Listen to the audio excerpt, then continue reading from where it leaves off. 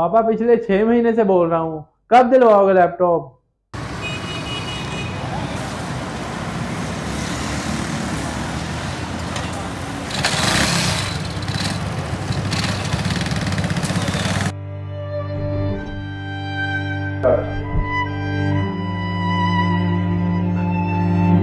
वाह, नया लैपटॉप।